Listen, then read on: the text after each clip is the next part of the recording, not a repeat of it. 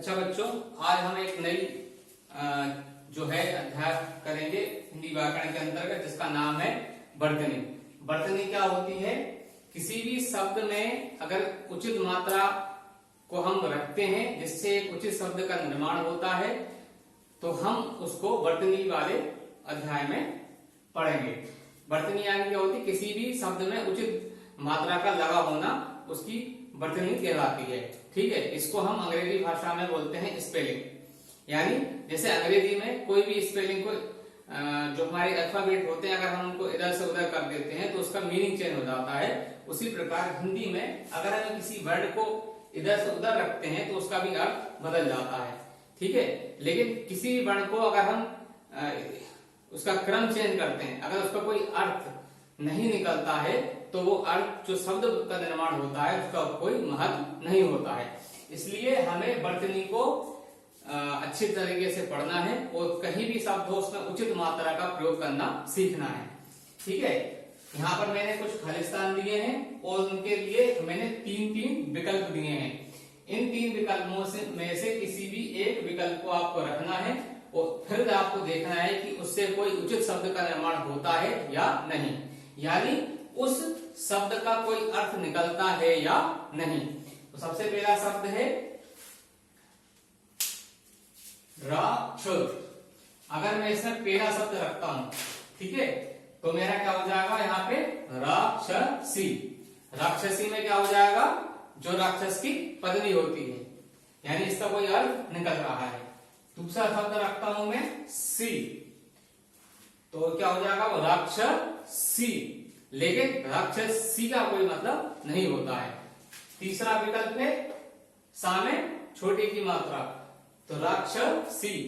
उच्चारण तो सेम हो रहा है लेकिन उसका कोई अर्थ नहीं निकल रहा है, इसलिए हमारा जो पहला विकल्प है वो सही हो जाएगा। तो मैं यहाँ पे भर देता हूं, राक्षसी का क्या हो जाएगा? जो राक्षस की पत्नी होती है। इसी प्रकार की, खालिस्तान और ना, इसमें हो जाएगा कौन सा विकल्प आएगा? सबसे पहले हम ये वाला रखते हैं, तो हो जाएगा की सी न। किसी का कोई अर्थ नहीं होता है। इसके बाद दूसरा विकल्प सा, तो क्या हो जाएगा? किसान। किसान क्या होता है? जो खेतों में काम करते हैं। इसलिए हमारा विकल्प दूसरा वाला सही हो जाएगा। इसका ये वाला सही है, इसका ये वाला सही है। इसी प्रकार तीसरा शब्द है वाहा, खालिस्तान और रा। अगर मैं इसमें ये वाला शब्द जोड़ता हूं तो ये हो जाएगा बहादुर।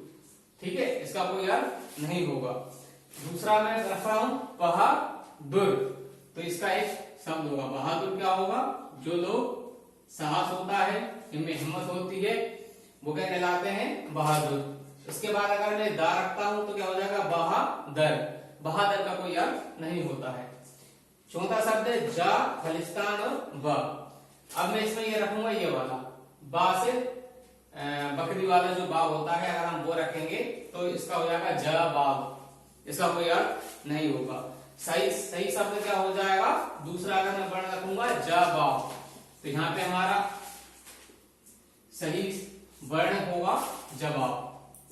ठीक, इसके बाद आएगा पांचवा शब्द तार, खालिस्तान ब। इसमें मैं अगर की जोड़ता हूं तो जाएगा तरकीब, इसका कोई अर्थ नहीं होगा।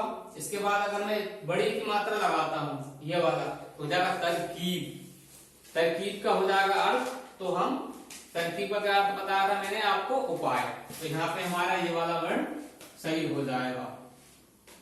ठीक, छठवां शब्द है माँ, खालिस्तान या और ला।